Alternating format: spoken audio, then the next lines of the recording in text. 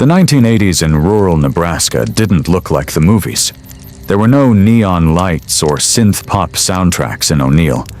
There was only the smell of drying corn, the endless whistle of the wind through the grain elevators, and the rhythmic, guttural thrum of diesel engines passing through on Highway 20. For 7-year-old Caleb Miller, that thrum was the heartbeat of the world. While other kids were obsessed with G.I. Joe or baseball cards, Caleb spent his afternoons sitting on the splintered wooden fence of their small farm, waiting. He wasn't waiting for the school bus. He was waiting for the large cars, the long-nosed Peterbilts and Kenworths that hauled cattle and grain across the interstate. "Caleb, get down from there before you break a neck!" His mother, Martha, would yell from the porch, wiping her hands on a flour-stained apron. Martha hated those trucks. To her, they weren't symbols of freedom. They were the monsters that stole her husband for 3 weeks out of every month. She saw the lines around her husband's eyes, the way his hands shook from too much caffeine and too little sleep, and the way the bank still sent past due notices, despite every mile he drove. "He's just watching the road, Martha," his father David would say on the rare weekends he was home. David was a big man, smelling of sawdust and Marlboros, with fingernails that stayed permanently stained with engine oil no matter how hard he scrubbed. "He's looking at his future, David, and I won't have it," Martha would snap, her voice trembling with a mix of fear and exhaustion. "I want him in a suit. I want him in an office with air conditioning. I don't want him bleeding out on some icy shoulder in Wyoming just to pay for a tank of gas." But Caleb was already gone.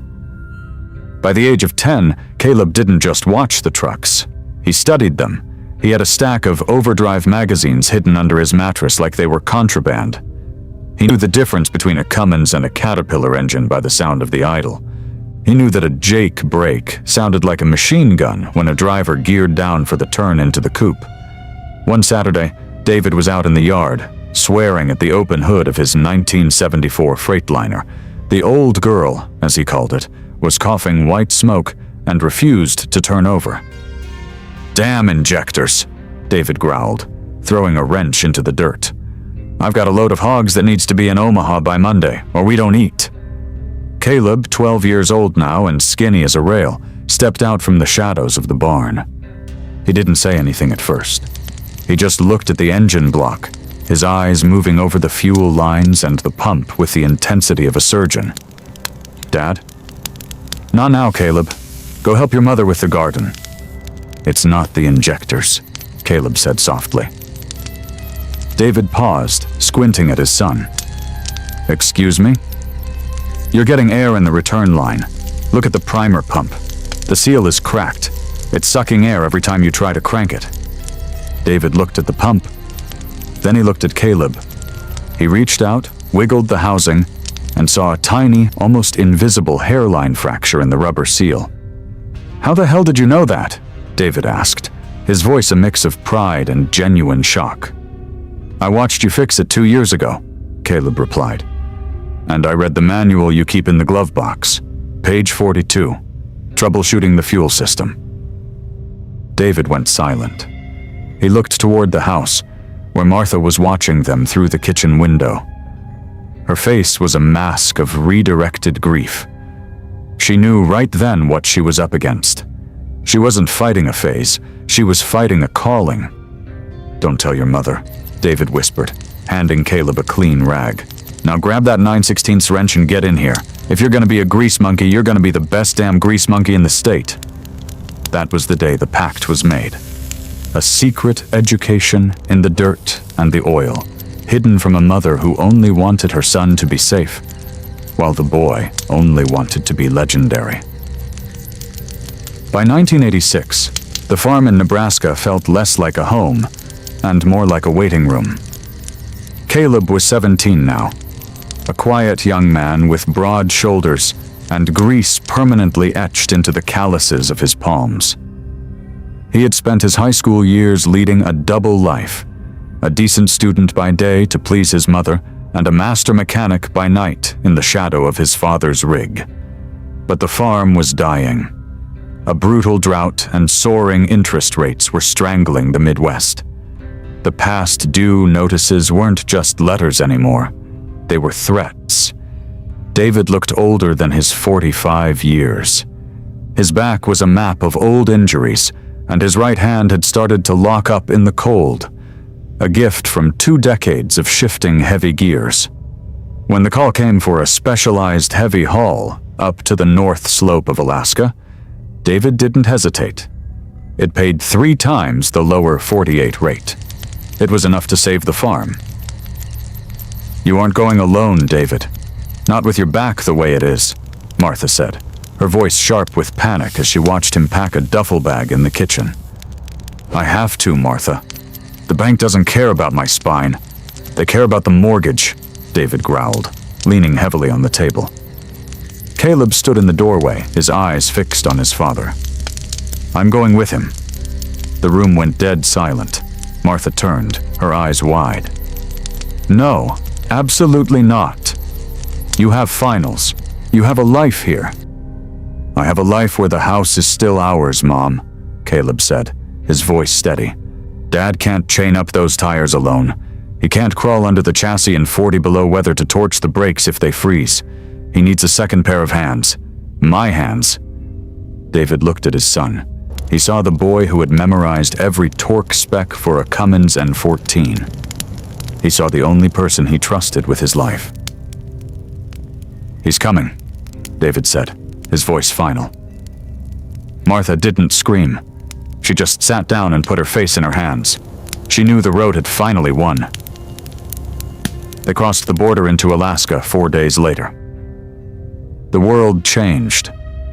The rolling plains of Nebraska were replaced by jagged, prehistoric mountains and a sky that stayed a bruised, icy purple for 20 hours a day. They were driving the Old Girl, the 1974 Freightliner FLC 120. It was a classic, long-nose conventional, painted a deep forest green with faded cream stripes. In the sleeper cab, they had extra parkas, 3 weeks of canned beans, and enough tools to rebuild the truck twice over. The load was a massive 30-ton piece of drilling equipment destined for Prudhoe Bay. "The Dalton isn't a road, Caleb," David whispered as they hit the gravel of the Hall Road. "It's a test. It's 600 miles of ice, steep grades, and shelf roads, where one wrong move puts you 500 feet down into a canyon. You respect the mountain, or it eats you." Caleb nodded, his eyes glued to the mirrors. He was monitoring the exhaust gas temperature and the turbo boost like a hawk. He could feel the truck struggling. The air was so cold it felt like breathing needles. On the second night, the storm hit. It wasn't just snow, it was a whiteout. The wind roared across the tundra, erasing the line between the road and the sky. The temperature gauge on the dash plummeted to minus 45 degrees Fahrenheit. Suddenly, the engine stumbled. Cough, sputter, pop. No, not now," David hissed, fighting the steering wheel as the power steering started to fail. "The fuel is waxing. The heaters can't keep up." The Freightliner groaned and rolled to a shivering halt on a narrow, icy shoulder overlooking a black abyss. The silence that followed the engine's death was terrifying. In Alaska, a dead engine is a death sentence. Without the heater, the cab would become a meat locker in 30 minutes. "Stay here," David said, grabbing his heavy parka. "I need to hit the filters. The paraffin is clogging the flow." "Dad, it's too slick out there. Let me—" "I said stay put," David barked. He was frustrated, hurting, and desperate. He kicked the door open and vanished into the swirling white chaos. Caleb watched through the frosted glass. He saw the dim yellow glow of his father's flashlight move toward the side of the truck. Then, he saw the light jerk violently upward and disappear. There was no scream, just a sickening thud that Caleb felt through the floorboards. "Dad?" Caleb yelled, throwing his door open. The wind nearly ripped the door off its hinges. Caleb scrambled down the steps, his boots sliding instantly on the black ice, a layer of frozen moisture as slick as glass. He found his father crumpled near the rear drive tires. David was clutching his lower back, his face twisted in a mask of agony. He had slipped on a frozen patch of diesel spill, his spine taking the full force of the iron frame before he hit the ice. I can't feel my legs, Caleb," David wheezed, his breath coming in ragged, shallow gasps. "Everything. It just went cold." The wind on the Dalton Highway doesn't just blow, it screams. It's a physical weight that tries to push you off the edge of the world. Caleb knelt in the snow, his heart hammering against his ribs like a trapped bird. "Dad, look at me!" Caleb yelled over the roar of the blizzard. David's eyes were fluttering. The shock was setting in, and on the north slope, shock is just a precursor to freezing. Caleb grabbed his father under the armpits. He was a skinny kid, but at that moment, adrenaline turned his muscles to steel. He hauled his father's dead weight across the ice, his own boots slipping, his lungs burning with every breath of sub-zero air. With a final, agonizing heave, he shoved David into the passenger side and scrambled up after him. He dragged his father into the sleeper, the small bunk behind the seats, and piled every wool blanket and sleeping bag they had on top of him. The filter, Caleb," David rasped, his teeth chattering so hard it sounded like bone breaking. "The fuel, it's turned to jelly. If the engine stays dead, the cab freezes. We won't last 2 hours." Caleb looked at the thermometer. It was -50 now. The windows were already frosting over from the inside. "I've got it, Dad. Just stay awake. Talk to me." "I can't." "Move my hand," David whispered, looking at his right arm, twisted at a wrong angle. Caleb grabbed his tool bag. His hands were shaking, not from the cold yet, but from the sheer weight of the moment. He stepped back out into the whiteout. The old girl was silent. Usually a diesel engine has a soul, a vibration you can feel in your teeth. Now, it was just a 30-ton block of dead iron. Caleb crawled under the chassis. The wind whipped snow under his collar, melting against his skin, and then refreezing. He found the primary fuel filter. It was coated in a thick, waxy frost. The summer blend diesel they'd picked up further south had waxed. The paraffin in the fuel had crystallized, turning the liquid into something resembling wet candle wax. It couldn't pass through the paper element of the filter. He reached for his wrench, but his fingers were already losing sensation. He dropped it. Clink-un. The sound of metal on ice was the loneliest sound he'd ever heard. "Focus," he hissed to himself. He found the wrench by touch, his vision blurring from the wind. He tried to turn the filter housing, but it was seized solid by the cold. He pulled until his shoulder joint screamed, but it wouldn't budge.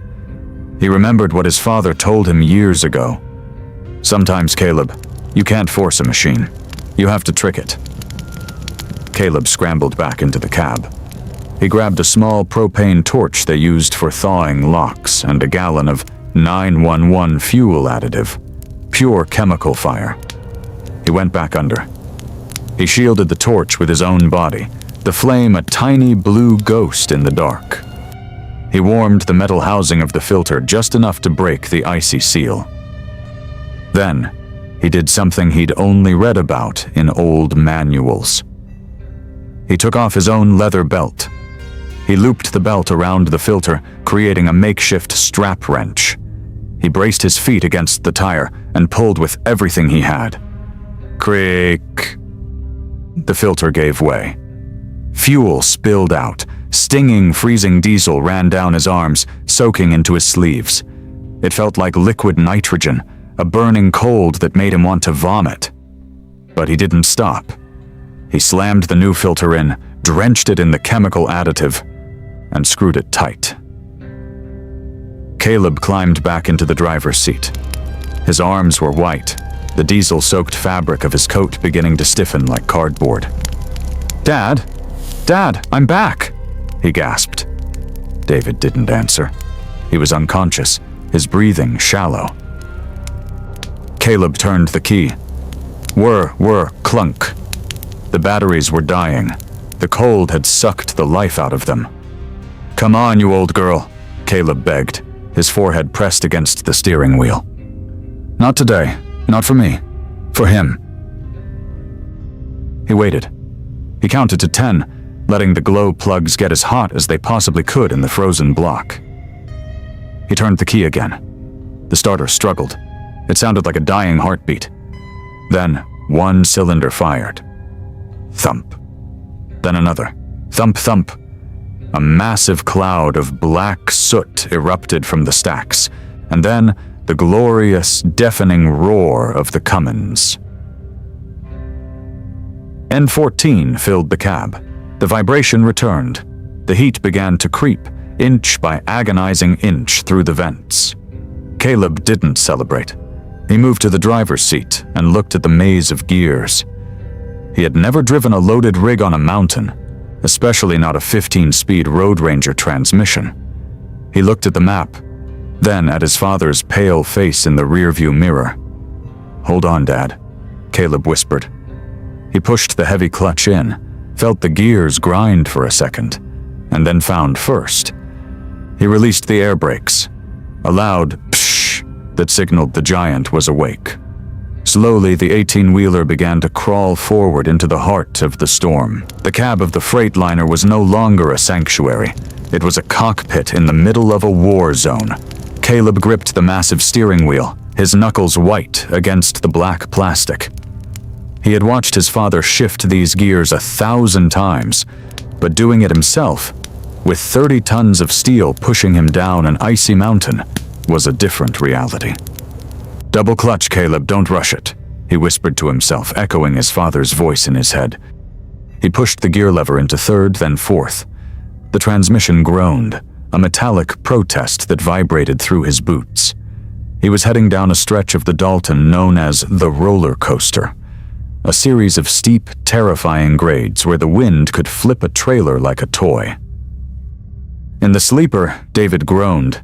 His eyes cracked open, glazed with pain. He looked up at the ceiling of the cab, then at the back of his son's head. "Caleb, you're moving," David croaked. "I got it started, Dad. We're about 40 miles from Coldfoot. I'm taking us in." David tried to sit up, but a bolt of agony through his spine pinned him back down. "The Jake brake. Use the engine brake, son. If you touch the service brakes on this ice, the trailer will jackknife. It'll sweep us right off the shelf." Caleb nodded. He flipped the toggle switch on the dash. The engine's roar changed to a deep, rhythmic growl, the sound of the cylinders compressing air to slow the massive weight. Bra-pa-pa-pa-pa. The sound echoed off the canyon walls. The truck shuddered, fighting the gravity that wanted to hurtle them into the dark. Caleb steered into the slides, feeling the back end of the trailer step out on the curves. Every time it did, his heart stopped, but his hands remained steady. He wasn't a 17-year-old kid anymore. He was the pilot of a lifeline. The miles passed in a blur of white and gray. Caleb's eyes burned from staring into the abyss, looking for the tiny reflectors that marked the edge of the road. His arms ached from the constant correction of the wheel. Then, through the swirling curtain of the blizzard, he saw it. A faint, blurry amber glow. Coldfoot, the northernmost truck stop in America. A tiny outpost of warmth and diesel in a frozen wasteland. Caleb steered the rig into the lot. He didn't just park it. He backed it into a slot between two other idling giants with the precision of a veteran. He pulled the yellow air brake knob. Psss. The silence that followed was heavy. Caleb sat there for a moment, his hands still molded to the shape of the wheel. He began to shake, the delayed rush of terror finally catching up to him. "We're here, Dad," he breathed. "We made it." Doors flew open across the lot. Other drivers, men with faces carved out of granite, hopped down from their cabs. They had seen the green Freightliner roll in. They knew David Miller's truck, but they didn't recognize the driver. Caleb hopped down, his legs nearly giving out as his boots hit the gravel. "My father!" he shouted at the approaching men.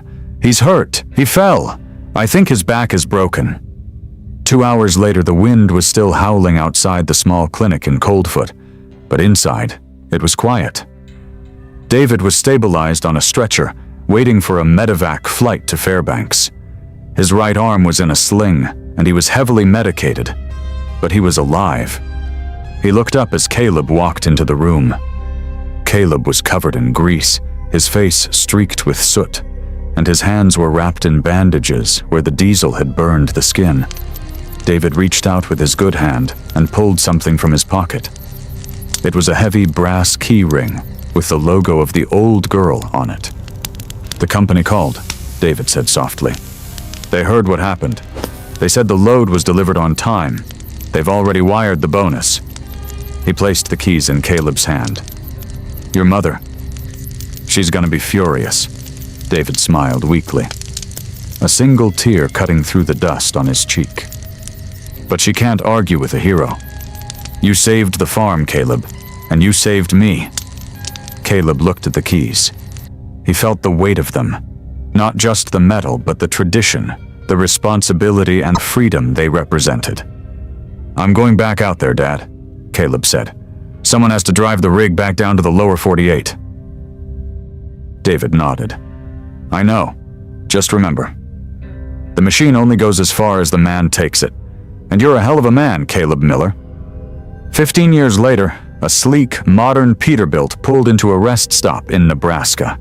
The driver hopped out, a man in his early 30s with a calm, observant gaze. He walked around his trailer, checking the tires with a practiced eye. On the door of the truck, in gold leaf lettering, it read, "Miller and Son Transportation." He climbed back into the cab and looked at the dashboard. Hanging from the CB radio was a worn leather belt, cracked, stained with old oil, and bearing the marks of a desperate night on the Dalton Highway. Caleb smiled, clicked the truck into gear, and headed back out onto the open road. The American dream wasn't a destination. It was the journey, and he had many miles left to go.